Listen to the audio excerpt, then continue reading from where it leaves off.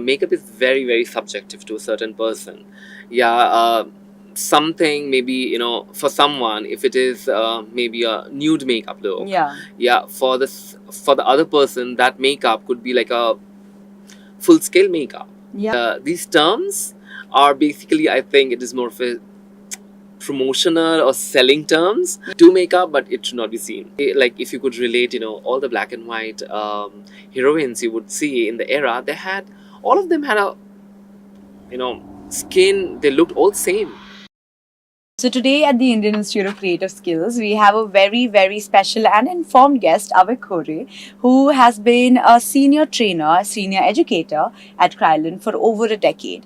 But he has also been a makeup artist and specialized in various skills, from bridal to high fashion to avant-garde, and a lot that I do not know about yet, but will love to get to know. Hi, Avik, how are you? I am good, Prashita. How are you doing? I'm doing amazing. Thank you so much for making the time, first of all. I am so excited, genuinely, to actually get to know how this all began. Mhm. What are the different fields of makeup that I might not even know of, and like take it from there.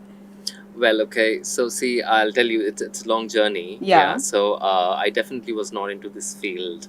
And as I also mentioned when we were just talking off camera, yeah. So I did my mass communication, and then I was also working as a brand consultant and copy editor with few of the organizations that I worked in.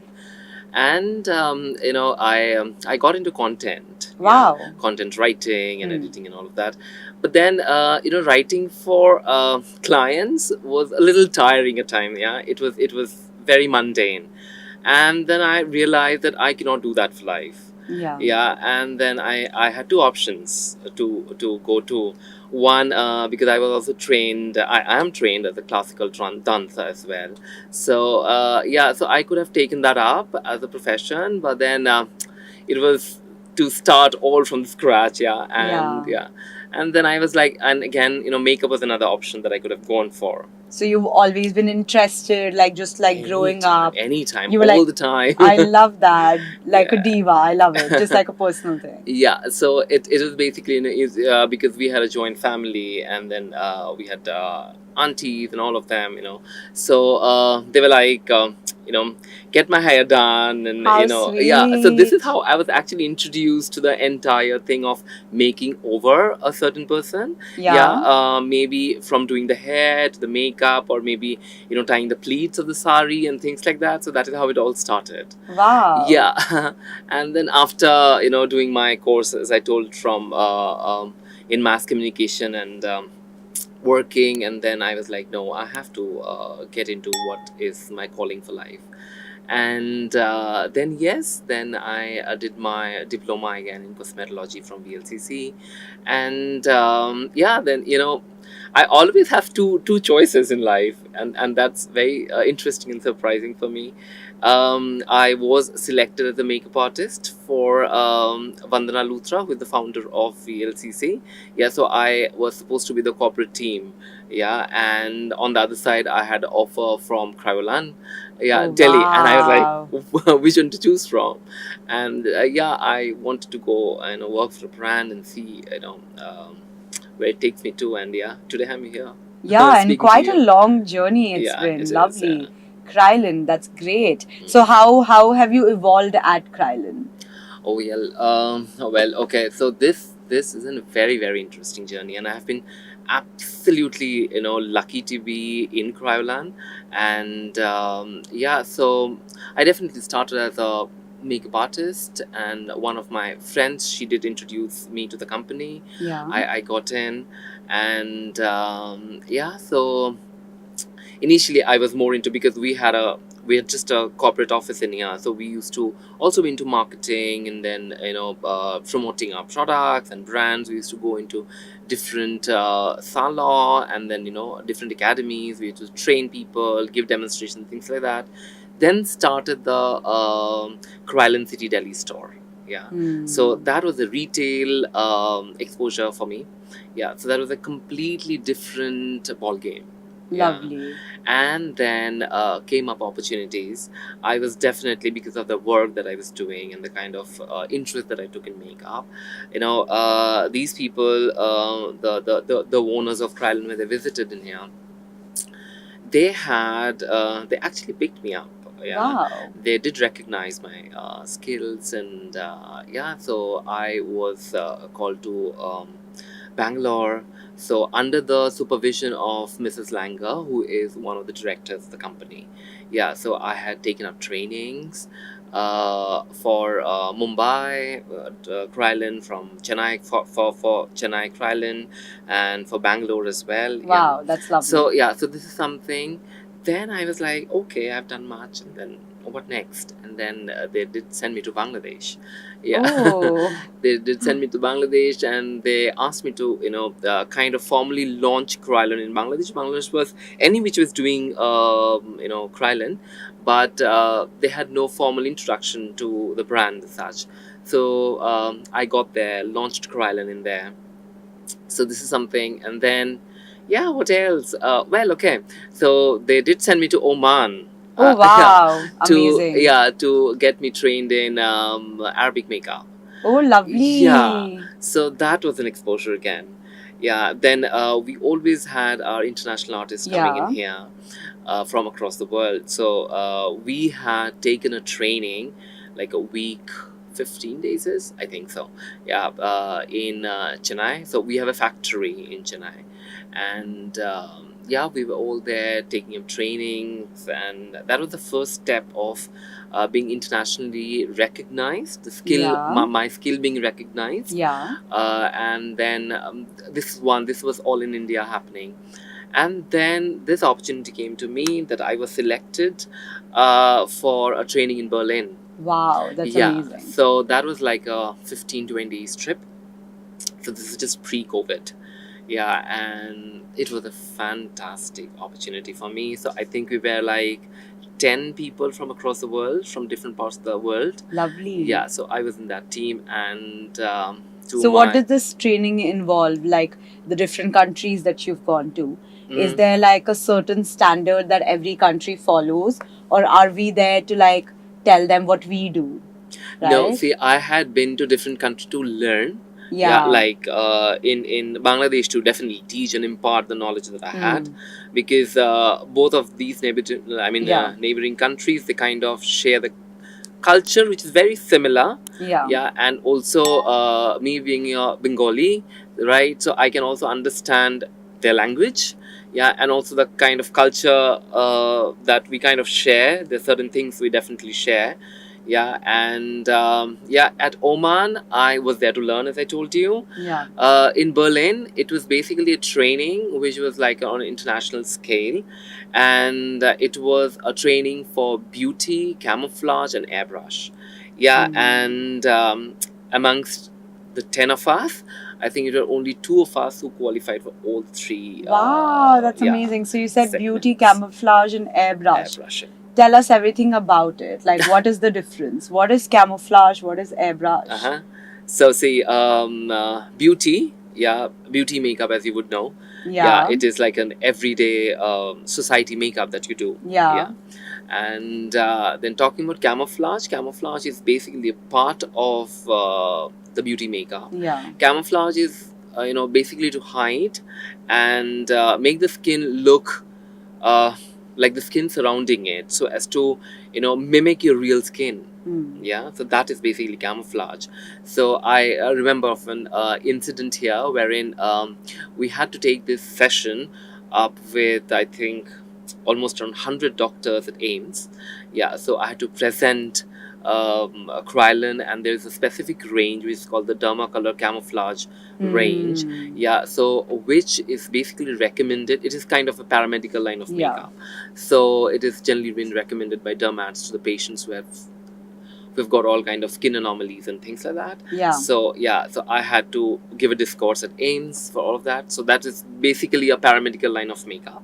Yeah, Dermacolor Camouflage system. So, and then airbrushing is a technique. It's a different tool that you use for doing makeup. Yeah. Yeah, it is a part of the high definition makeup. So it was basically developed. Let me tell you this. This should be very interesting for you. Airbrushing was basically developed for high definition television. Wow. Yeah, but then yeah, so then it was specifically developed for that, but then when it was seen that the results are amazing, so it was taken as in for beauty makeup as well. Very cool. Yeah, so that's how it is. Very nice. And what are the other aspects of makeup that maybe I would not know of or we would not know of? Like we would know, say, bridal, or like on social media, I know subtle makeup, glam makeup, no glam, no makeup makeup. I don't even know if those are like real things, Yeah. but I've heard of them. Tell me what like the actual definition that people in the industry use. No, see, what you've heard of is more or less true. Oh, Yeah. lovely. So, howsoever, let me tell you, makeup is very, very subjective to a certain person. Yeah, something maybe, for someone, if it is maybe a nude makeup look, Yeah. yeah, for the other person, that makeup could be like a full scale makeup. Yeah. You understand? So makeup is very subjective. I agree. Yeah, so it is never like an eye makeup could be too much for you. For the Yeah. other person, it could just be very basic. Yeah, I agree. So yeah, It's so a very subjective thing. yeah, and these terms are basically, I think, it is more of a promotional or selling terms. Yeah. Yeah, but anybody comes to me, I would say, what would you like to get done on your face? Yeah, and as per whatever he or she wants to get done, yeah, so cater to their needs. Nice. So, what are the most common things you usually hear? Do makeup, but it should not be seen. Oh my god! So, what does that involve? I think that's still like a process of actually doing like a lot of products, right? No, you know what? I will. A little secret? You're telling me a little secret? Kinda, but yes, I think people should get it very straight. When people come to us and say, do a very nude makeup, nothing should be seen on the skin. Skin Or like should look hide flawless. my flaws. Yeah. So and all of that, but then and people say, why do we charge so much? Because you got to do only minimal makeup. How much product would you need? But they do not understand this for a fact that minimal makeup needs more skills. Yeah. Yeah, because putting product is not a problem at all. Yeah, Yeah. you have a pimple, I cover it with the product, and it's seen. It's all right. It'll be seen any which ways. Yeah, but it is your skills and your techniques that it'll that we could make it more skin-like. Yeah, I and agree. natural. Yeah. So, one more question like, for example, if you were talking about people with skin allergies or whatever of that sort, right? Is makeup for everyone?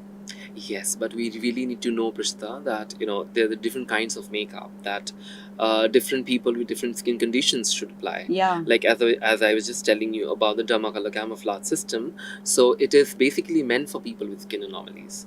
So anybody has any kind of skin problem, be it allergy or be it any kind of skin sensitivity, or maybe a post-surgical mark or something like that, you can go with dermacolor blindfolded. Lovely. Yeah. Nice. But yes, we definitely with prominent skin conditions, you should always visit a doctor. Yeah. So Lovely. That's And like, are different skin types also catered to different, skin products as well? Yeah. That's amazing. Yeah. That's really nice to know. You were talking about skilling a while ago, about how you've been skilled in so many ways, you've gotten so much training. How important do you think it is for one in this industry to keep getting themselves upskilled? I think, Prishita, that's the beauty of our industry. Yeah, because it's never ending. You never really stop. True. And with the advancement of media, there is always an advancement in your makeup. Lovely. Yeah. See, I'll tell you how it worked. Initially, it was stage. Yeah. So we had product for stage makeup. Yeah, and that was loud and large. Exactly. Right. Then came in your television, like the black and white television era. Yeah. And wherein you had products which was very specific to that. Yeah. People used to use things like TV Beansteak, like from Krylon, product that I'm talking about. Then came your color television. Yeah. With color television, it was the undertones, the skin tones that were much more visible. Yeah. And then what happened is it was all your different foundation range for Krylon, I would say, Ultra Foundation came into being, and it was much more sheer. Yeah, because in black and white television, if you would know of, the skin tones are not visible. Yeah, and also like if you could relate, all the black and white heroines you would see in the era, they had all of them had a skin. They looked all same. Yeah, so it was basically there was no undertones happening, and there was nothing like Yeah. that. So there was thick layer of makeup, Yeah. and think if that thick layer of makeup came under the color television lenses, how would it have appeared? Too much Yeah. on the face. Obviously, Yeah, so yeah. the products became much more sheerer. Yeah. Yeah. Then came your high definition era. Yeah, Yeah. where things were captured in Yeah, exact moment. exactly. So what happened is there was much more clarity. Yeah, the Yeah. detailing was so much. The color contrast the lens took up was immense. Yeah. Yeah. So if you used any product which was a little thick, say for that matter, the camera could have just picked it up. Yeah. Yeah.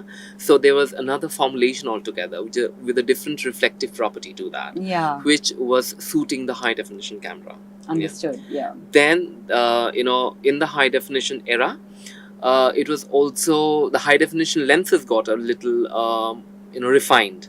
So came the airbrushing technique. Yeah. Now after the latest era, I don't know if you if the audience know of it, but high definition is not a very successful technology. Yeah, because it captures things which is very surreal. Yeah, so like if I'm looking at you, the way my eyes look at you and I can see your skin, the high definition camera will not look at your skin that way. It will take up all the pores and every details, every hair that your skin has, it'll pick it up. Wow. So that is not real, that is surreal. Wow. So now the next era that has come in is the 4K technology, Right. or the digital technology. Right. Yeah, so nowadays all the cameras, they are mostly 4K to 16K cameras. Lovely. That's so nice to know. You were Yeah. talking about the digital technology, and with the rise in the digital technology, like I was saying, with the little knowledge that I have, right? I get to know a lot about the trends in the industry on the internet. Mm-mm. Now, I really want to know, are these trends coming from the industry, or is it the other way around? And is the industry now picking up trends that are on the internet? Well, see, I'll tell you what, it is kind of vice versa. Yeah. See, again, as a student of mass communication, I could put it this way: society is a reflection of the media. Media, and media is a reflection of Exactly. society. Yeah. Right. So, what happens is any makeup, especially working with a brand like Krylon, Krylon is termed as Krylon Professional Makeup, Right. because it was specifically developed for the professional gentry. Yeah. And what happened, they used to always cater to professionals, and professionals who used to work with media. Yeah. So as I told you, the journey of makeup as the media evolved. Yeah. Yeah. So it was basically anything that like a general public sees on in the television, on the media, they want to take it onto themselves. Yeah. So whatever is seen in media is definitely a reflection, or is definitely something which a normal audience would want. Yeah. But things change, the application changes. Yeah. The process of application, the same product, like a product which I would be using it on you, if you are in front of the camera, would be a little different from what I would do if you're going for a beauty or a society makeup. Understood. So there are two segments to makeup. One which is like a media makeup, and the other which is a society makeup, or the Right. beauty makeup. So both of it kind of interchanges their likings and adapts accordingly. Lovely. That's really nice to know. Now, if a student wants to learn something about makeup, what are the different aspects that they can go into? Like, Different career options that you're talking about. Yeah. So makeup has kind of evolved in such a great manner, and I mean, the proliferation that this segment of education has is pretty immense these days. It is just not you being someone working in a salon, maybe.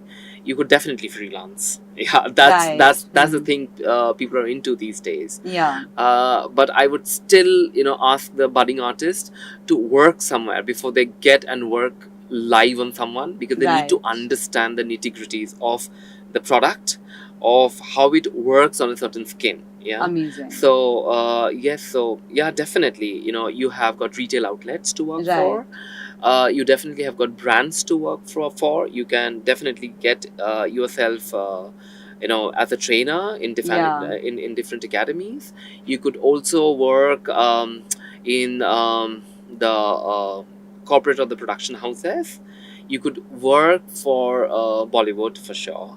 Yeah, you could also work for photographers. Oh wow, that's really Yeah. cool. And And I think even delving down deeper into that, like you would have bridal people, you would have your everyday people, or like are they all like, is everybody like trained the same way and do we all have the same skills? see, makeup is a subject. Right. Yeah.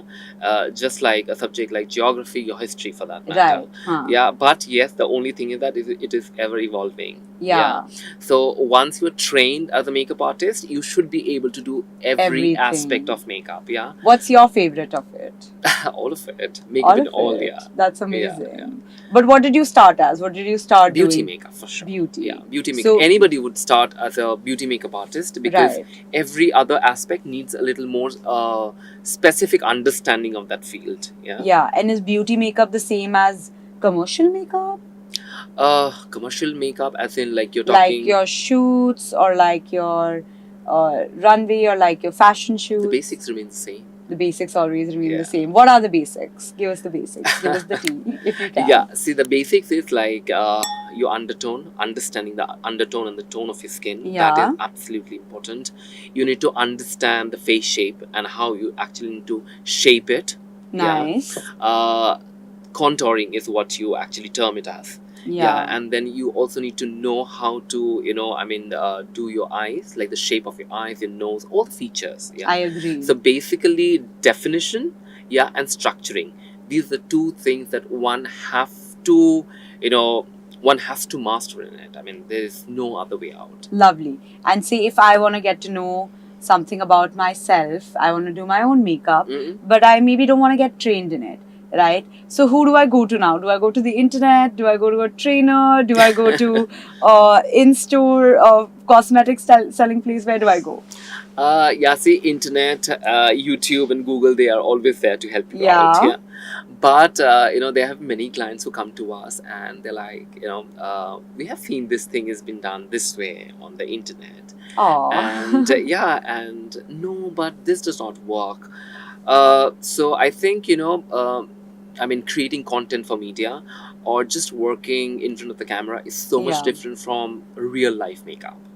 Yeah, what we see on Instagram is not what actually it is all Yeah. the time. Yeah.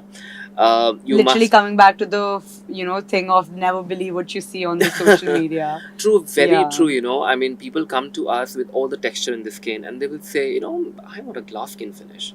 But that is just not a possibility. Yeah. I get Yeah, it. because what happens is, see, there are two things in skin, like two major things which you need to know, and one which is unevenness, Yeah. uneven of skin color, and the other is texture. Yeah. Yeah. So unevenness, yes, I would say definitely 100% you can take it away. But texture, where does it go? Yeah. I mean, like say for example, you have an acne, and that's an upheaval on your skin. Yeah. So you can apply a layer this thick, of makeup. So that does not work like that. I And when you agree. apply so much of makeup, it'll show on camera. 100%. I think that bump 100% will Yeah. show. What are your makeup products that you like that are like your Bible that you need by your side all the time? Lip gloss. Oh, nice. And a mascara. Lip gloss and mascara. Got it. Yeah. If there's anything you want to tell, maybe people who want to get into the industry as to an advice that you hope someone would have told you when you were starting out, what would it be? Do your research well. Yeah. That's very, very important, because just don't land up doing makeup course from anybody and everybody. Right. Yeah. You should see how authentic they are in terms of their work, that just not their appearance on social media and how their makeup looks on social media.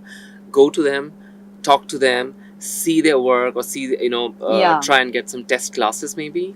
Yeah, see how it comes to be, and get references from people, ask different people, and yeah, I think anybody would take a right decision after that. Yeah. Amazing. What I would love to ask you towards the end is what's been your favorite moment of this vast journey that you've had from learning cosmetology to actually becoming an artist and now a trainer, doing master classes and now this podcast? Uh-huh. What's been maybe like a moment you'll never forget in the industry? Um, yeah. So, yeah, definitely. As I was talking about my, my period in Berlin. Yeah. Yeah. So that was the moment I got to know so many, people from so many different culture, and their skill set, Yeah. and how they actually perceive makeup, and makeup as a global phenomena. How it has actually affected different people, yeah, in different ways, and how they have actually perceived makeup. So Yeah. makeup is so much different for everybody.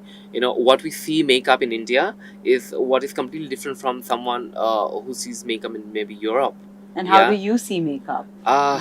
Makeup is basically, you should never lose your personality. Yeah. Yeah. You should be who you are. Yeah, with that moment of pride and moment of confidence that you gain with makeup. That is something which one should look for while applying makeup on themselves. That's amazing. Thank you so much for like bringing this energy and genuinely like giving us all the insights that we needed to know. Would love to have you again. Thank you so much for your time. I'm so glad, and thank you for having me.